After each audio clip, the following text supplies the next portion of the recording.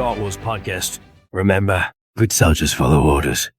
Alright, hello guys, and welcome back to another episode of Clone Command, a Star Wars podcast. In today's episode, we are going to be reviewing Skeleton Crew Episode 5, and we're also going to be talking about my schedule for the new year, 2025.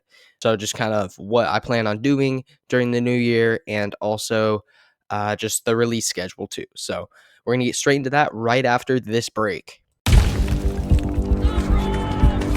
We've got a security breach! There's no sign of them, sir. They're avoiding the choke points. Alright guys, so first off, we're going to get straight into my review and breakdown of Skeleton Crew Episode 5. So the show started out with the parents trying to hack into the system at Aten and find the code for the barrier.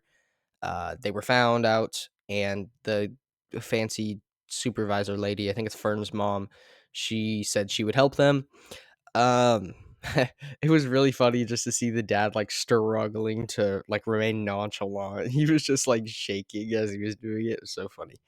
But yeah, and then there's also this old captain we figured out that was going around trying to find location of Aten, which is apparently a New Republic or an Old Republic mint planet, which is really interesting. So apparently there were like 8 of them, but they essentially just minted Old Republic coins. I think that's fascinating idea. Um, Honestly, it I don't know, because on one hand it's like I think it's weird that it's just a whole planet, like that's just his job, but also we do know the Old Republic was incredibly vast. I assume they're talking about the Clone Wars Republic or anything before that. So I do find it interesting though that there's only one left. I'm sure they're gonna tell us what happened to all the other ones, but so yeah, the old captain was going around trying to find Ad-Aden. And I don't think he ever did. But oh yeah, he was killed. That's right. Yeah, and he was killed. Oh, that was the other funny thing. There was a joke made in the story that definitely went over the kids' heads. It was pretty funny. I think it went over my sister's heads too. They were watching, but it was pretty funny. Um, and honestly, just the kids in the show. I mean, they're great actors. They're amazing actors. I was honestly pretty surprised about that. I don't think if anyone knows how good kid actors normally are, I mean, they seem unusually good to me. But I don't know. Like they're doing a great job, especially in Star Wars.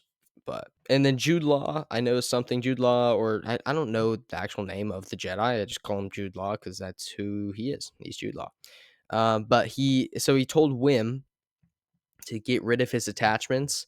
So that makes me really think that he's probably a like a Jedi Order 66 survivor, or he was taught by a survivor of the Order, something like that. Because there's no way he's old enough.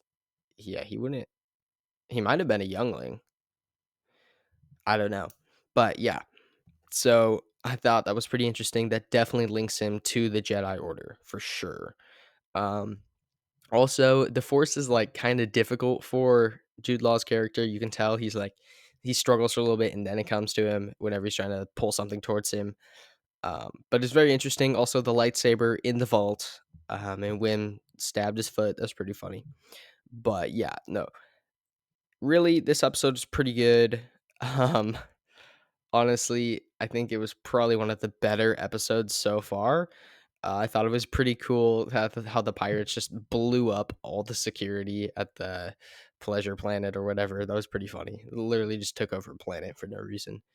Uh, but yeah, and then obviously Jude Law's character mutinied, and he ended up taking over and becoming the captain. And then the kids pressed a lever and they disappeared into the abyss. So we don't know where they went. But yeah, so honestly, very great episode. I really liked it. But yeah, now getting into my schedule for 2025, I'll tell you what I want to do, and then I'll tell you what will probably end up happening. But so at least for the first couple of months or so, I'd like to get a stable schedule down for releasing stuff. So that's going to be one lore video, one Star Wars news video or review like this, um, and then two shorts. So whether that's my character callback or Clone Wars character callback series, or it's other, I might start another series too. But that's still in the works. So it'll be, or clips from my podcast or something like that. It'll be 2 YouTube shorts and 2 videos for the next couple months. I imagine that as I start to get busy, kind of in the spring, I got sports and stuff. I imagine it might go down to 1 episode or like 1 full video a week, but hopefully I'll be able to keep the 2 videos and 2 YouTube shorts all the way through the year. But so that's just an update for you guys. That's probably what I'd like to do. And also in 2025, I'd like to get a collab going with AM's Cantina. I know he's got a podcast that he'd like to start, so I'd like to join that, help him out with that. And then Spooky Jawa, obviously, me and him would both like to do just a collab every time that he has, or that there's Clone Wars news. Maybe a couple live streams of Star Wars Hunters, or just live streams hanging out with you guys. I think that'd be great. That'd be a lot of fun.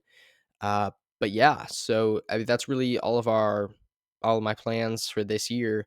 Um, and obviously, please join our Discord if you guys got any recommendations for my channel. We really appreciate it, and we have a lot of fun talking over there. We got polls, you can promote your channel if you got a channel or anything like that. It's really a great community. But yeah, anyways, guys, hope y'all have a great day. I really hope you enjoyed this episode. I know it was a bit of a shorter one. That's my bad, but pretty busy over here, just getting over the holiday rush. Anyways, hope you'll have a great day. May the force be with you, and remember, good soldiers follow orders.